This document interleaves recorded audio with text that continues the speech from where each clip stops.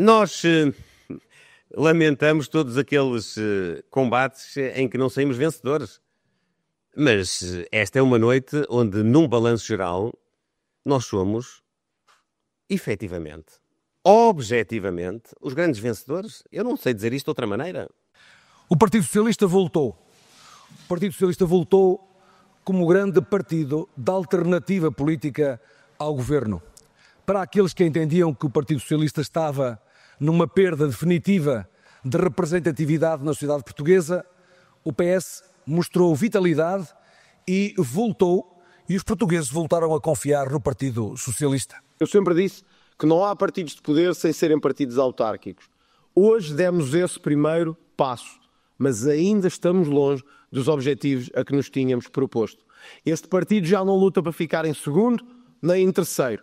Este partido luta para vencer. Hoje não vencemos, mas vamos lutar para vencer. O primeiro-ministro Luís Montenegro não podia dizer de outra maneira. A vitória nas eleições autárquicas de 12 de outubro coube por inteiro ao PSD. Ganhou mais câmaras, mais juntas, elegeu mais vereadores e alcançou o objetivo a que se propusera, a presidência da Associação Nacional de Municípios e da Associação Nacional de Freguesias. O Partido Socialista, gestão de expectativas ou não, também conseguiu cantar vitória, embora mais moderadamente. A hecatombe das legislativas foi contida, obteve mais votos do que nas legislativas, mas menos do que nas autárquicas de 2021. Sem um brilhozinho nos olhos, mas com confiança, o líder do PS pôde respirar de alívio e dizer que o seu partido estava de volta como alternativa política ao governo. É um suplemento de ânimo para José Luís Carneiro. À sua maneira, o Chega também ganhou, embora perdendo. Não viu reproduzir-se a nível local os resultados das legislativas, perdeu praticamente 900 mil votos, mas elegeu 3 presidentes de Câmara e quase ganhava outras 2. Só em 4 capitais de distrito não elegeu vereadores. De modo geral, o CDS manteve-se, detém as mesmas 6 câmaras que detinha e a CDU prossegue a sua erosão lenta. Olá a todos, eu sou Luísa Meireles, este é o Lusa Extra.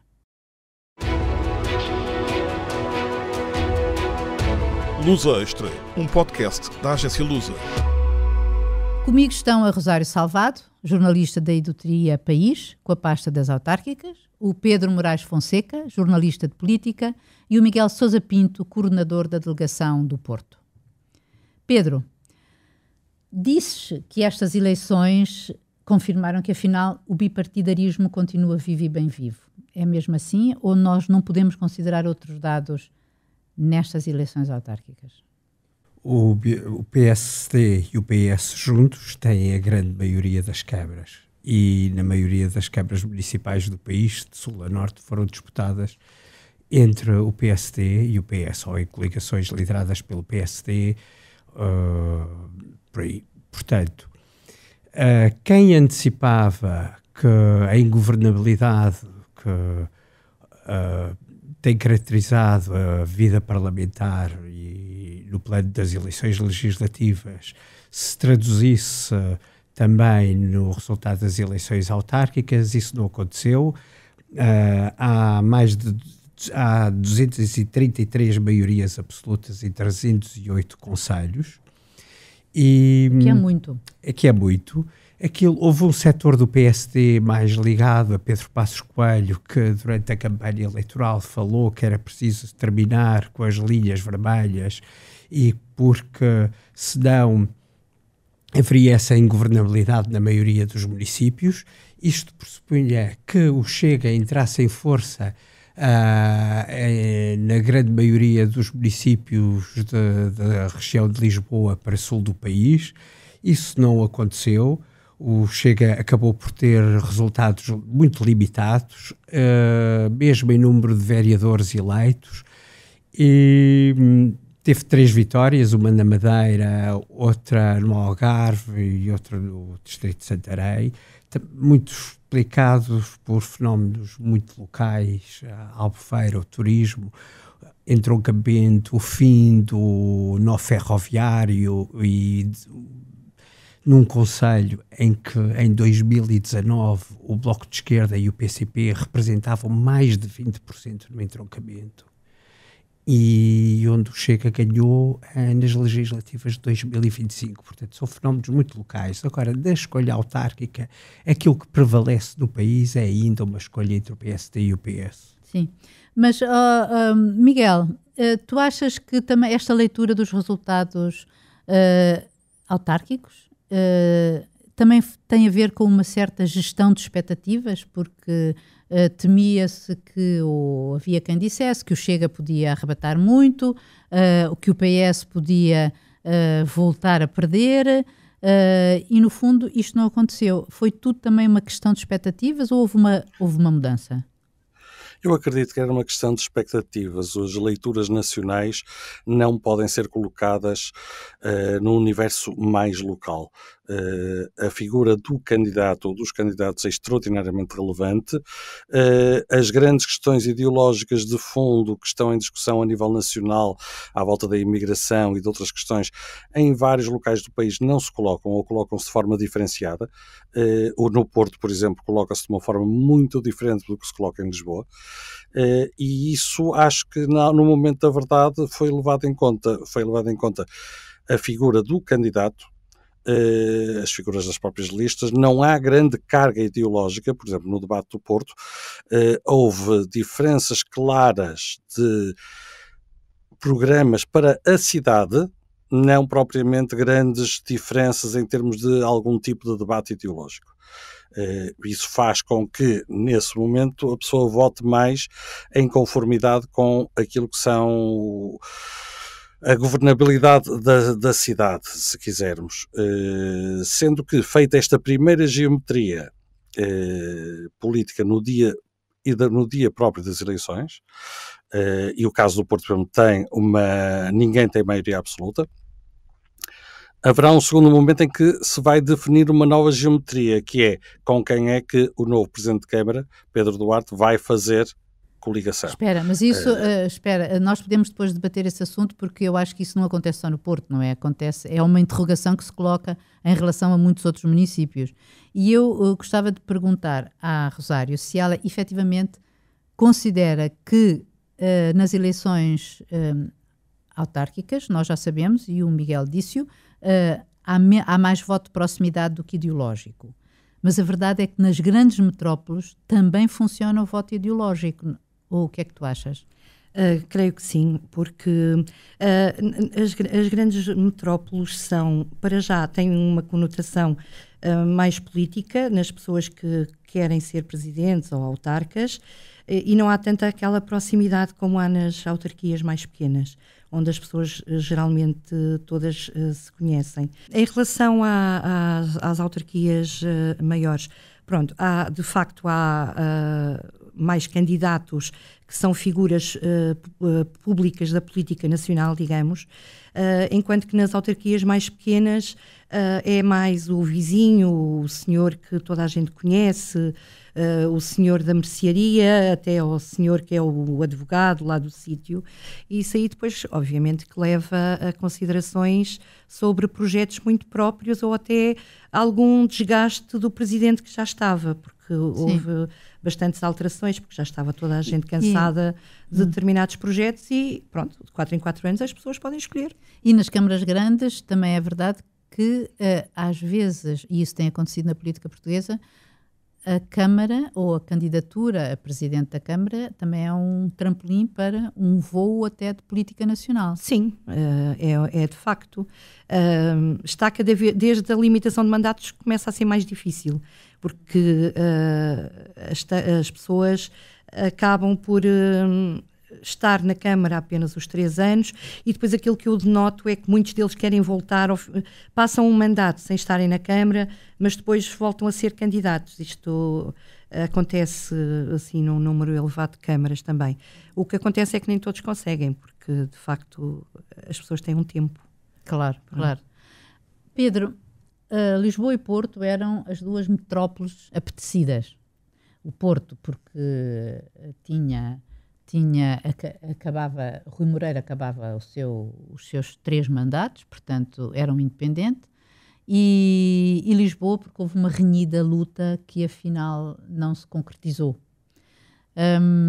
E o Partido Socialista perdeu ambas. Achas que isto pode afetar muito o Partido Socialista ou que isto pode ter uma leitura nacional? Esta perda nas duas metrópoles? Aliás, lembre-se, o PSD ganhou nas 5 maiores cidades do país. Sim, o PSD teve uma vitória no domingo e, para além de ter vencido o maior número de câmaras, também, como disseste, ganhou nos 5 maiores centros urbanos do país. Roubando 2 ao PS, Em não é? relação ao PS, Porto e Lisboa, os dois candidatos optaram por estratégias diferentes, enquanto Alexandre Leitão tentou integrar a esquerda toda. Manuel Pizarro tinha até, o Miguel Sousa Pinto sabe isso bem, alguns elementos que tinham estado com Rui Moreira e fez uma campanha para conquistar o centro político. Perdeu por poucos votos. O resultado em Lisboa é um pouco mais desnivelado e tendo em conta também as expectativas que estavam criadas, e parece que funcionou uma mensagem de campanha da parte de Carlos Moedas de catalogar a candidatura de Alexandre Leitão como radical. Foi a forma que ele encontrou e que aquela campanha encontrou de procurar secundarizar problemas que eram muito visíveis para todos os cidadãos, como o lixo, o caos urbano e alguma degradação da cidade. Mas resultou. Resultou e para o PS resultou em um tipo de discurso que está muito longe da sua linha oficial, que é, por exemplo, o caso de Loures, em que o PS passou a ter a maioria absoluta. Isso indicia que a questão da imigração continua a ser um problema para o PS, enquanto se mantiver uma convicção que existe em muitos dos eleitores que a imigração é a primeira causa dos problemas da habitação, a imigração é a primeira causa dos problemas da insegurança, que a imigração é a primeira causa dos problemas no acesso à saúde. Isso aqui enquanto for este o debate político e esta convicção estiver instalada em muitos dos eleitores, isso é um problema para o PS e isso traduz, por exemplo, no resultado que o PS teve em Loures, em que o Presidente da Câmara teve um tratamento agreste com as barracas e, pelos vistos, foi premiado. Exato, fez, aliás, com maioria absoluta. Miguel Sousa Pinto, o Pedro falou agora mesmo de que tu sabes melhor o que se passou no Porto, mas a verdade é que os dois candidatos do PSD, tanto em Lisboa como no Porto, aparentemente carregaram em algumas tónicas que nós estamos mais habituados a ouvir de um quadrante mais extremista. Carlos Moedas, como disse o Pedro, foi na questão da radicalidade da sua adversária, do Partido Socialista. Pedro Duarte falou muito na insegurança. Como é que tu lês isto? Resultaram ambas as estratégias? Resultaram claramente. A questão de qualquer grande metrópole tem hoje em dia, de facto, problemas de insegurança. E no caso do Porto, há essa leitura também de associar às grandes questões de imigração, etc. É um tema que Rui Moreira trouxe inúmeras vezes para cima da mesa. Rui Moreira apostou muito na videovigilância, apostou muito em várias questões e, de alguma maneira, a coisa é complexa porque o Pedro Duarte tentou, no que pôde e no que foi possível, assumir-se como um herdeiro natural de Rui Moreira, mas havia 4 herdeiros naturais de Rui Moreira, o que tornava a coisa um bocadinho confusa e um bocadinho dúbia. Eu concordo plenamente com o Pedro quando o Pedro diz grande parte dos candidatos a vereadores de Manuel Pizarro vieram claramente da constelação Rui Moreira e PSD, e poderiam perfeitamente ter integrado a lista de Pedro Duarte sem grande problema, e vamos lá ver se algum deles daqui até nas próximas semanas se não vai de facto integrar as listas de Pedro Duarte. Rosário, eu gostava que nos pudesses falar um bocadinho do Chega. porque o Chega perdeu, sobretudo porque o seu líder pôs a fasquia muito alta, mas todavia conseguiu eleger em praticamente só 4, aliás, só em 4 capitais de distrito é que não elegeu vereadores. E vai se tornar em alguns municípios uma peça fundamental para a governabilidade. Tu achas que o Chega, neste contexto, perde, ganha, torna-se... Efetivamente há uma mudança no país, apesar do bipartidarismo continuar vivo? Sim, já no outro podcast sobre as autárquicas eu falava nisso, que o Chega, mesmo que não conseguisse municípios, iria ter muitos vereadores eleitos e que, obviamente, como agora constatamos, aconteceu. Muitos deles até são fiel da balança, como se costuma dizer. Há autarquias, bastantes até, em que há um empate de vereadores, ou um quase empate de vereadores, e o Chega, o vereador do Chega é o que pode desempatar. Isso dá algum poder ao partido, e agora vai depender de como esses vereadores se comportarem nas autarquias, se forem sensatos, se respeitarem o que as pessoas querem, ou se forem... Ou se virmos reproduzido nas autarquias o que muitas vezes vemos no Parlamento. Se conseguirem captar a confiança das pessoas, locais, creio que o Chega tem muito potencial para aumentar a sua votação nas próximas autárquicas. Como ele diz, como diz o próprio André Ventura, o partido, não há partido de poder sem partido autárquico, ainda agora ele começa a sua caminhada.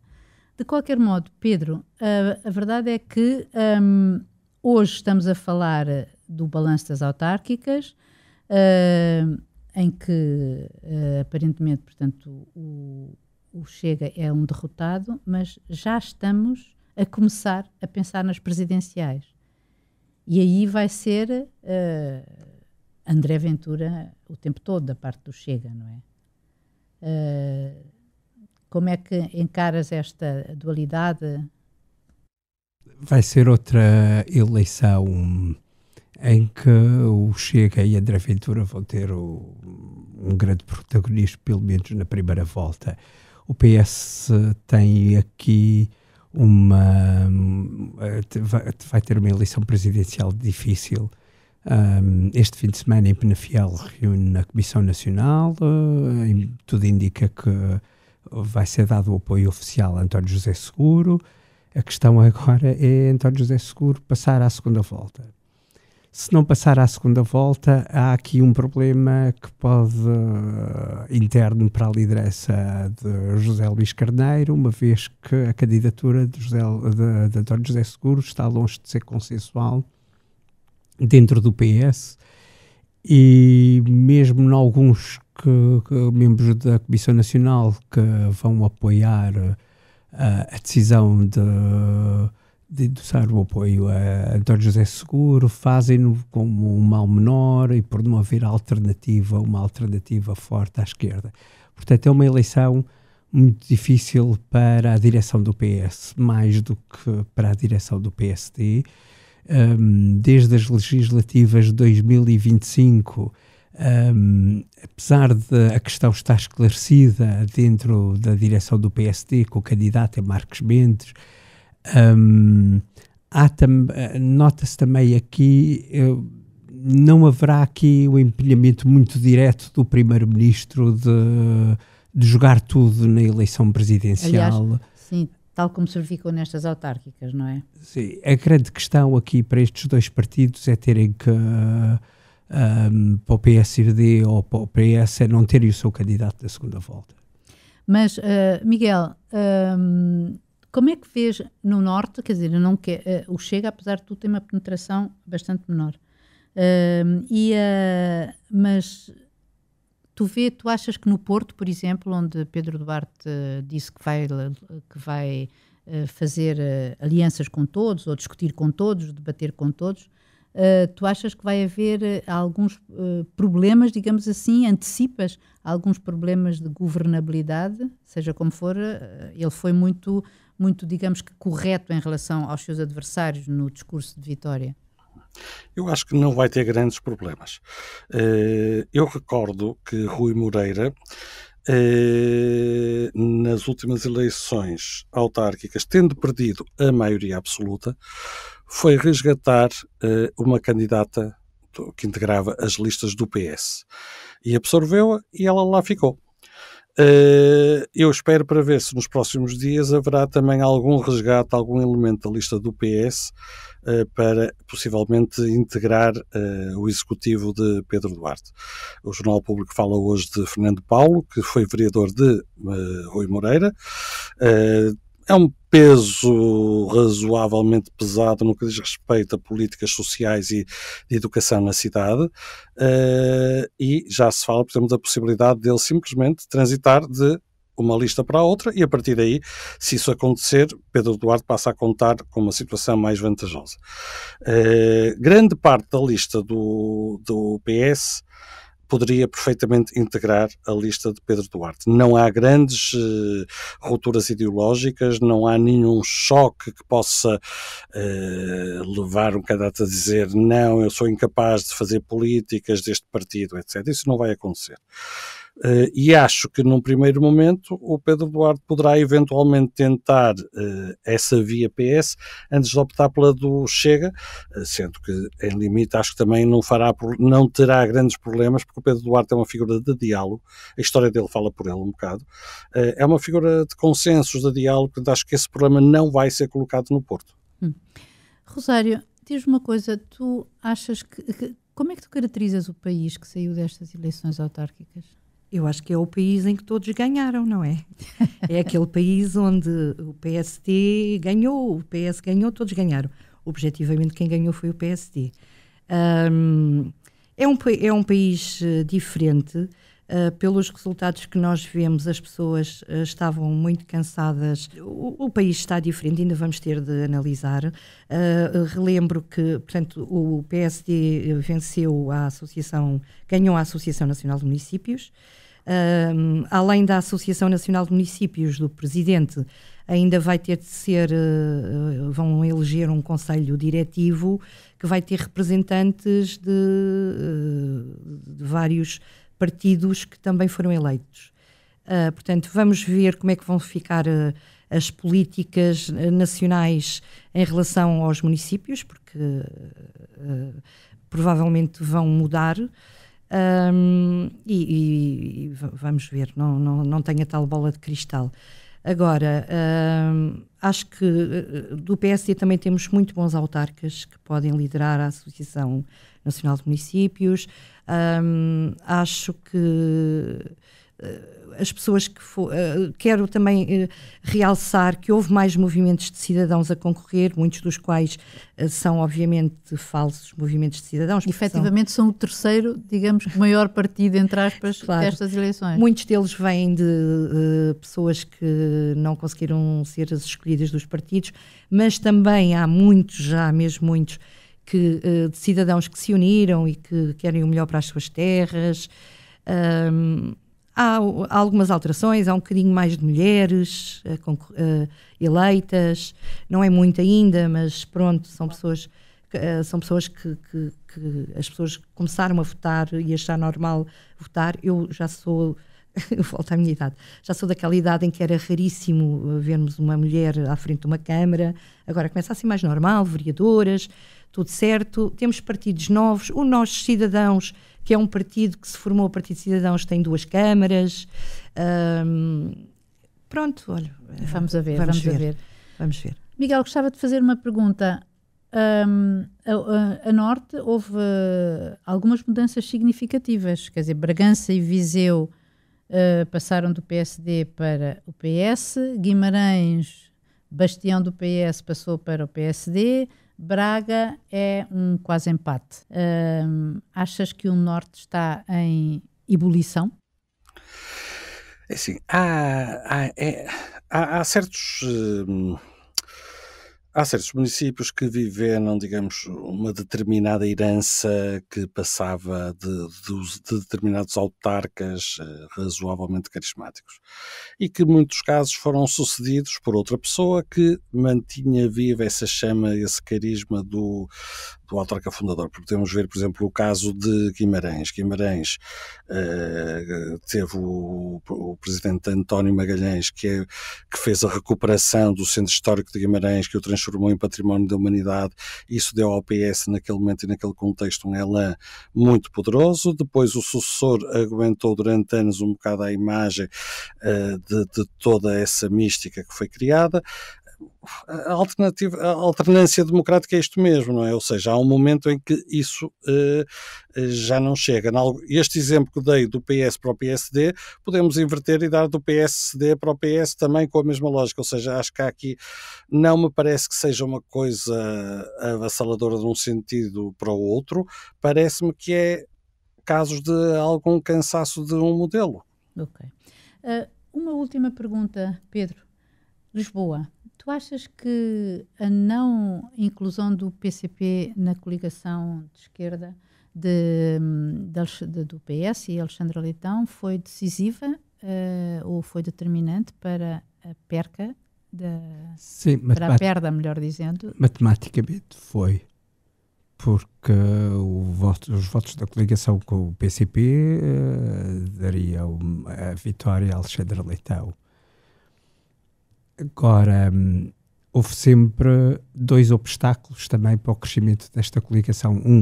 O PCP, o segundo, o Chega, que tem alguma implantação em freguesias que eram tradicionalmente do PS e que naquele resultado que o Chega tem estão alguns eleitores que eram do PS ainda há 4 anos e há 8 anos.